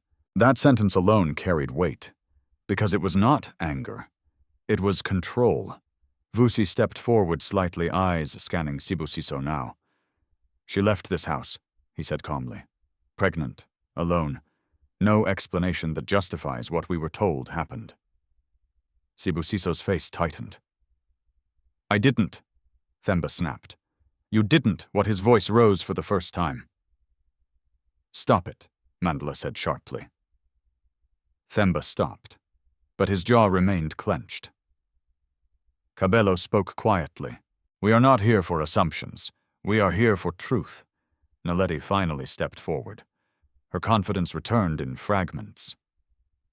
"I think there's been a misunderstanding," she said carefully. Thobeka chose to leave. No one forced her. For the first time, Mandla looked at her directly, and that alone made her hesitate. "Say that again," he said. Naledi held her ground. She left on her own accord. A pause. Then Lunga spoke, his voice low. "Interesting." He looked at her as if evaluating something unpleasant. "Because we found her outside your gate," he continued. "Collapsed." That word hit the room harder than any shouting could have. Collapsed. Sibusiso turned slightly. "What he said?" Naledi's expression flickered. "Pregnancy stress," she replied quickly. "She was emotional enough," Mandla said. The single word silenced her, not because it was loud, but because it ended the space for excuses. He stepped forward, each movement controlled, measured, dangerous in its restraint. "You will not reinterpret her suffering," he said. "Not in front of us." Sibusiso finally stepped forward. "This is my house," he said, trying to regain authority. Vusi tilted his head slightly. "Is it?" The question was simple, but it exposed everything, because even Sibusiso hesitated. Themba laughed once, humorless. "You allowed your pregnant wife to be removed from your home," he said. "And you are still calling this yours silence. Heavy, uncomfortable." Then, Mandla turned slightly toward Sibusiso, his voice lowered. "We are not here to argue ownership of property," he said. "We are here to understand how a man lets his wife become invisible inside his own decisions."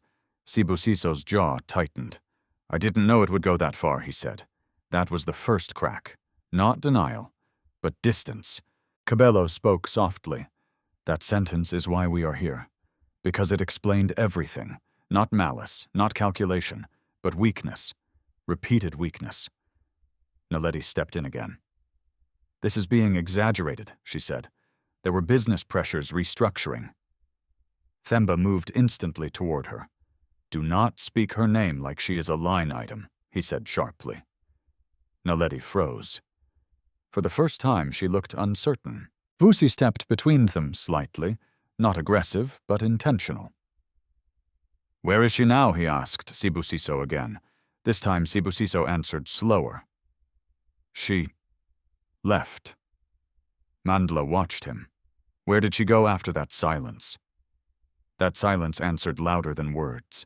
Something in Mandla's expression changed. Not anger, decision. He nodded once. "Cabello," he said. Cabello already understood. "I'll trace hospital records in the area." Lunga turned slightly. "I'll check transport logs." Vusi was already typing. The room around them became secondary. Guests began to slowly move away from the center, sensing that they were no longer part of anything they understood. Naledi looked around, realizing control was slipping. "This is not appropriate," she said, trying to regain footing. "You cannot just enter a private." Mandla looked at her again, and she stopped speaking mid-sentence, because this time his expression was no longer patient. It was final. "You will not speak again unless spoken to about her," he said. "Not a threat, a boundary." Sibusiso stepped forward slightly. "I am still her husband," he said. That line hung in the air, and for the first time, no one immediately responded. Then Mandla spoke quietly. "Are you?" A pause. Not rhetorical. Real. Sibusiso had no answer, because somewhere inside him he already knew the truth was no longer aligned with the title. Vusi finally looked up from his device. "I found something," he said. Everyone turned. His expression was different now. Focused. Cold. "She was admitted," he continued. "Clinic 2 kilometers from here. Same day she left." The room shifted instantly. Themba exhaled sharply. "Let's go." But Mandla raised a hand. "Not yet." He looked at Sibusiso. "You will come with us," he said. It was not a question. Sibusiso hesitated, then nodded. Naledi stepped forward, and Mimandla looked at her for a long moment, then spoke simply. "You will stay here." The finality in his tone made resistance unnecessary, because in that moment, the balance had already changed, and everything that followed would no longer be decided in this house, but where Thobeka lay. The clinic was quiet in a way that felt almost unnatural, not peaceful, controlled, the kind of quiet that exists in places where people are trying not to disturb fragile lives. Thobeka lay on the hospital bed, her breathing steady, but tired, her hand still resting protectively over her stomach.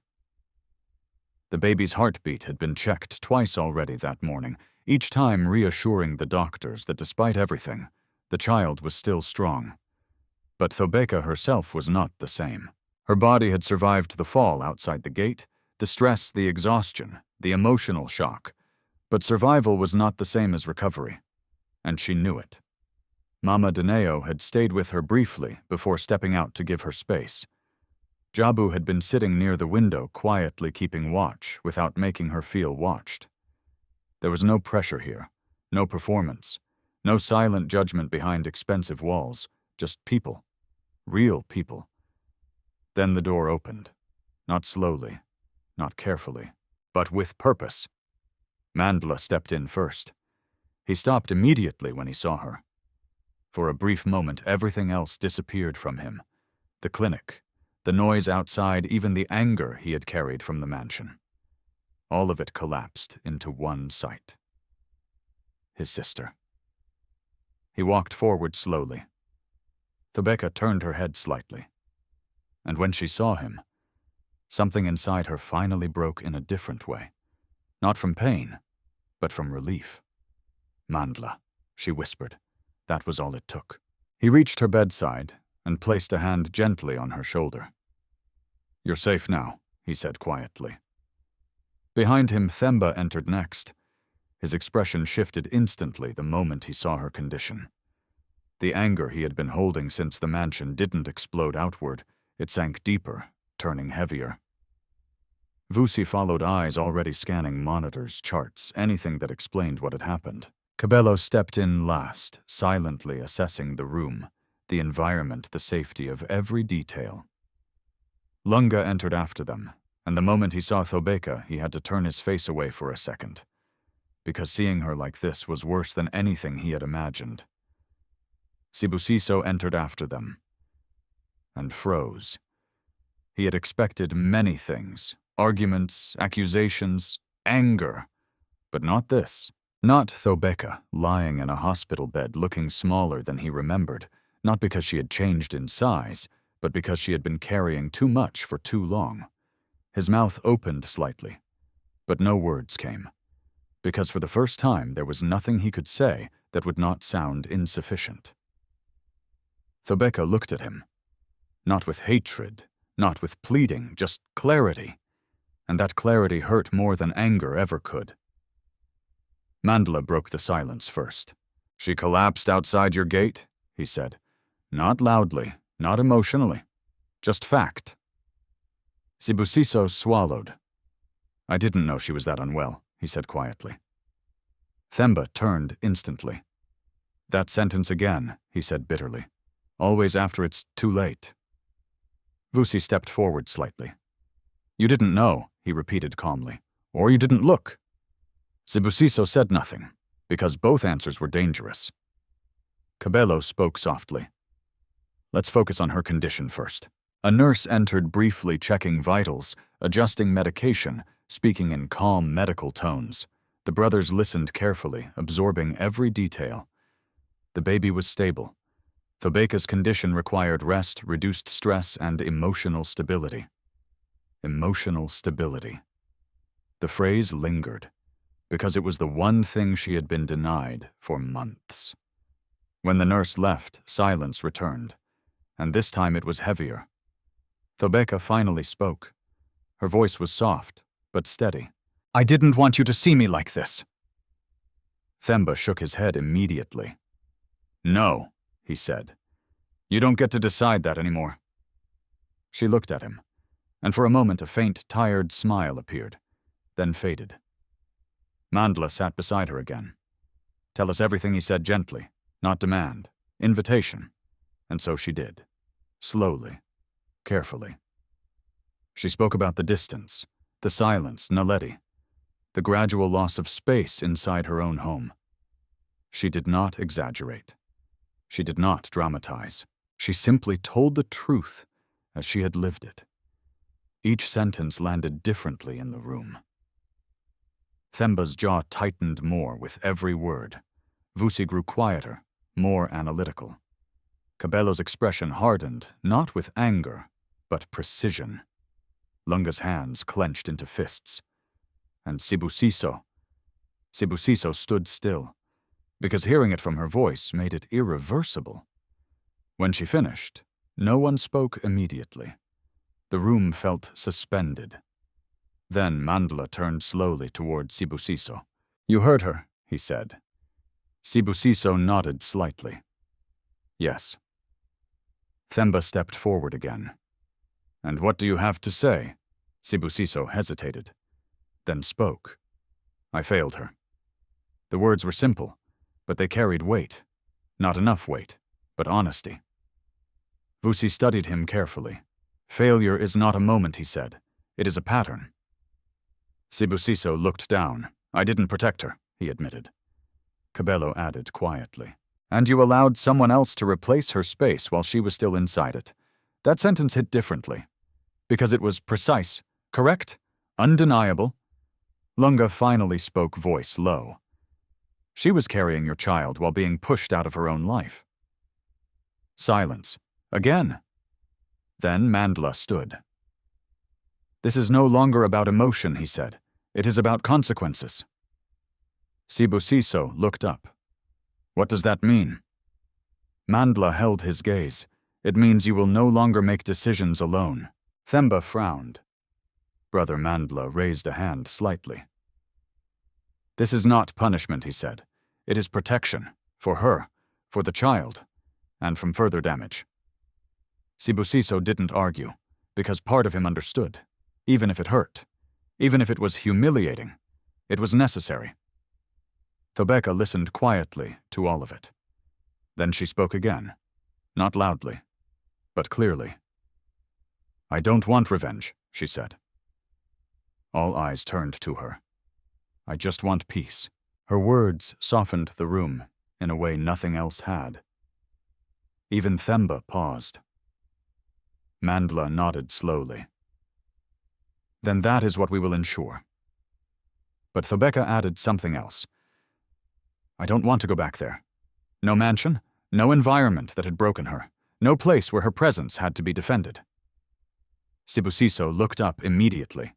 "Thobeka," but she shook her head slightly. "No," she said gently. "I can't heal there." Silence followed, and this time even Sibusiso understood, because healing does not happen where the wound was created. Mandla stood. "Then you won't go back," he said. "Simple. Final." Themba looked at him, and Sibusiso Mandla paused, then replied, "He will face what he allowed. Not destruction, not humiliation, accountability." Sibusiso nodded slowly. "I understand." But understanding, Mandla knew, was only the beginning. Thobeka closed her eyes briefly. Not from exhaustion, but from release. For the first time in months, she was not trying to hold everything together. She didn't have to. Her brothers were here, and that changed everything. Outside the window, Johannesburg continued to move. Unaware, unbothered, unchanged. But inside that small hospital room, something irreversible had already begun. Not revenge, not punishment, but truth finally stepping into the light. The morning after everything was decided felt different in a way that could not be explained by medicine or rest alone. It was not because the world outside had changed. Johannesburg was still loud, still fast, still indifferent to personal suffering. But inside the small recovery room, something had shifted so deeply that even silence felt lighter. Thobeka lay in bed, her breathing steady now, her body finally no longer under constant strain. The doctors had confirmed again that both she and the baby were stable. The words should have brought relief, but for her they brought something more complex. Peace, mixed with exhaustion, mixed with disbelief that she had survived it all. Mandla had stayed nearby overnight. The other brothers took turns leaving and returning, making sure she was never alone for long.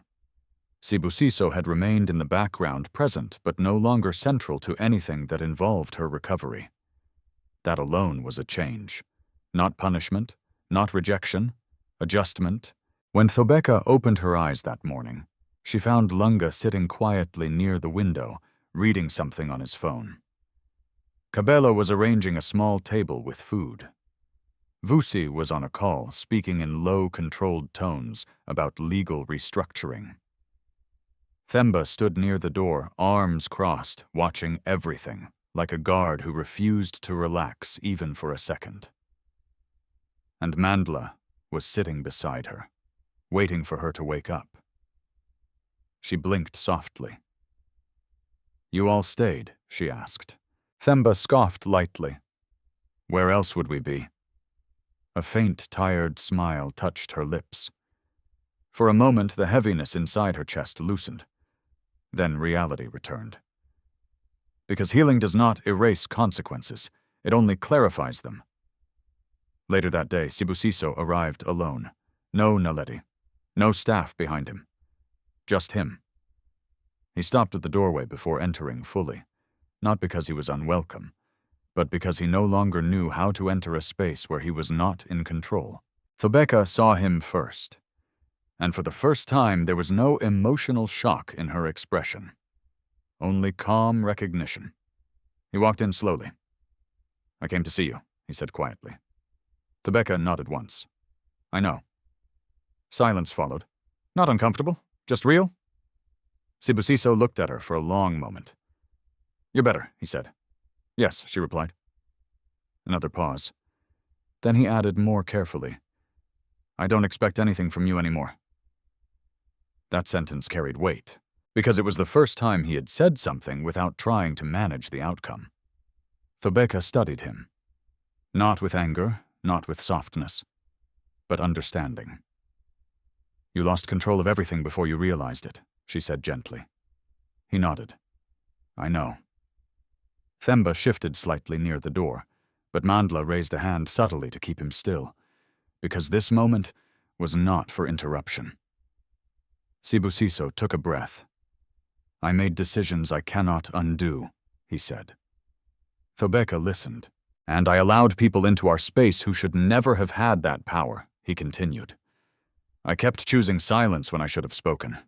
I thought avoiding conflict was protecting peace." He paused, then looked at her directly. "But I was wrong."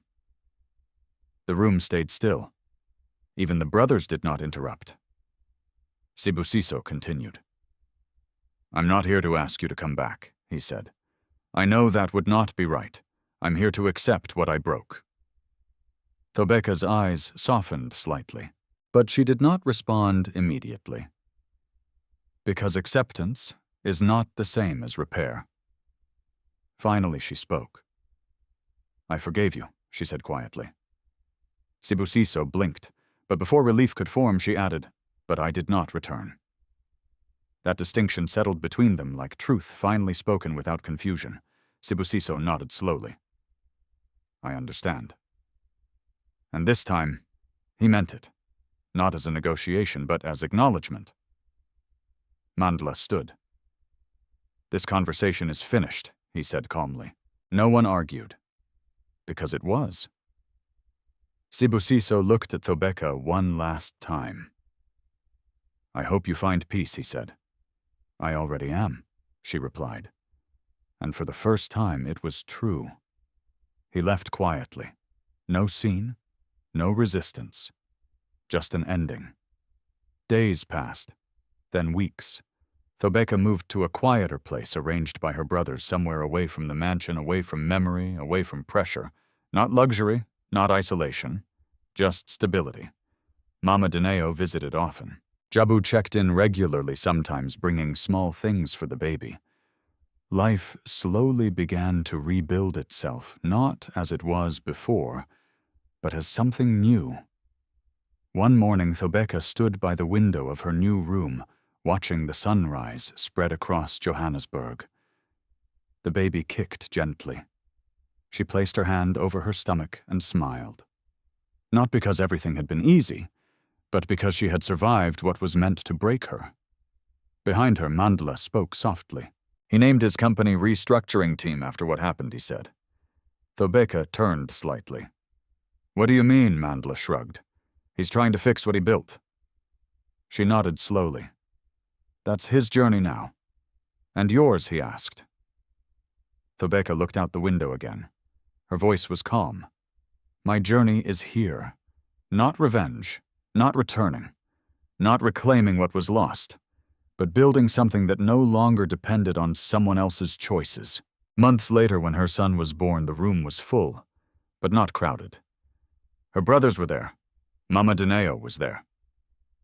Even Jabu stood quietly near the door, smiling softly. The baby's first cry filled the room strong and clear. And in that moment, something in Thobeka finally settled completely. Not because everything had been fixed, but because she had not been destroyed. Sibusiso was not present. And that was no longer a wound. It was simply reality. Later that evening, Mandla held the child for the first time. He looks strong, he said. Thobeka smiled faintly. He had no choice, she replied. Themba laughed softly. That sounds like our family. Vusi nodded. It runs in the blood. Cabello adjusted the blanket gently. Lunga just stared, quietly emotional. Outside, Johannesburg continued as always, unchanged, unmoved, unaware of the small miracle inside a quiet room. But within that space, something had been rewritten. Not wealth, not status, but dignity.